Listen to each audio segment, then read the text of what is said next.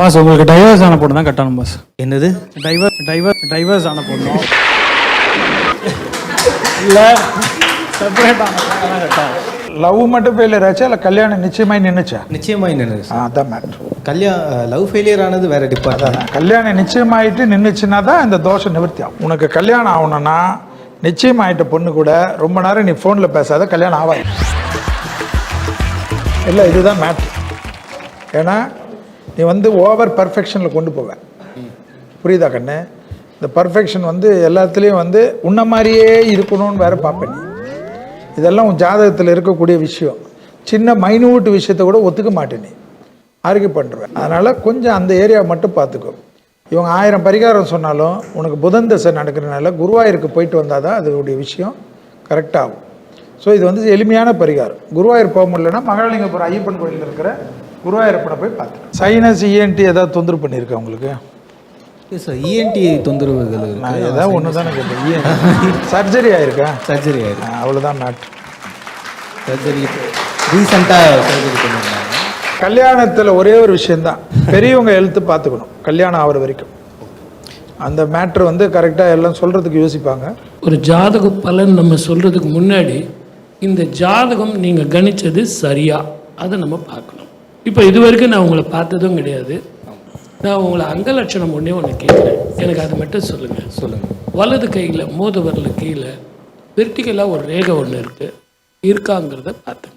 100% இருக்கும். எனக்கு நீங்கள் காட்ட வேண்டிய அவசியம் இல்லை சார்.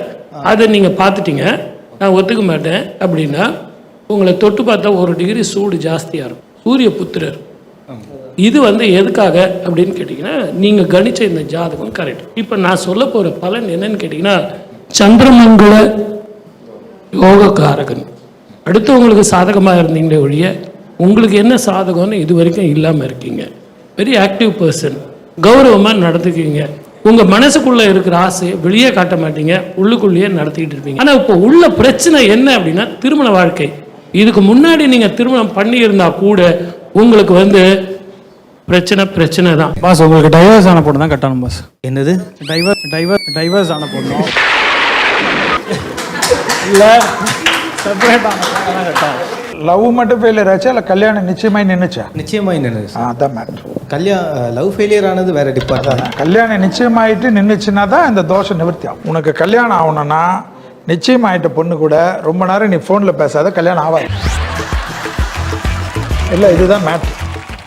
ஏன்னா நீ ஓவர் பர்ஃபெக்ஷனில் கொண்டு போவேன். புரியுதா கண்ணு? இந்த பர்ஃபெக்ஷன் எல்லாத்துலேயும் உன்ன மாதிரியே இருக்கணும்னு வேற பார்ப்பேன். நீ இதெல்லாம் உன் ஜாதகத்தில் இருக்கக்கூடிய விஷயம். சின்ன மைனூட் விஷயத்தை கூட ஒத்துக்க மாட்டேன், நீ ஆர்கியூ பண்ணுறேன். அதனால் கொஞ்சம் அந்த ஏரியாவை மட்டும் பார்த்துக்கோ. இவங்க 1000 பரிகாரம் சொன்னாலும் உனக்கு புதன் தசை நடக்கிறதுனால குருவாயூருக்கு போயிட்டு வந்தால் தான் அதோடைய விஷயம் கரெக்டாகும். ஸோ இது எளிமையான பரிகாரம். குருவாயூர் போக முடியலன்னா மகாலிங்கபுரம் ஐயப்பன் கோயிலில் இருக்கிற குருவாயூரப்பனை போய் பார்த்து. சைனஸ் இஎன்டி ஏதாவது தொந்தரவு பண்ணியிருக்கேன் உங்களுக்கு? சார், இஎன்டி தொந்தரவுகள் நான் ஏதாவது ஒன்று தானே கேட்டேன். சர்ஜரி ஆயிருக்கா? சர்ஜரி ஆயிருக்கு, அவ்வளோதான் மேட்ரு. சர்ஜரி ரீசெண்டாக சர்ஜரி பண்ணியிருந்தாங்க. கல்யாணத்தில் ஒரே ஒரு விஷயந்தான், பெரியவங்க எழுத்து பார்த்துக்கணும் கல்யாணம் ஆகிற வரைக்கும். அந்த மேட்ரு கரெக்டாக எல்லாம் சொல்கிறதுக்கு யோசிப்பாங்க.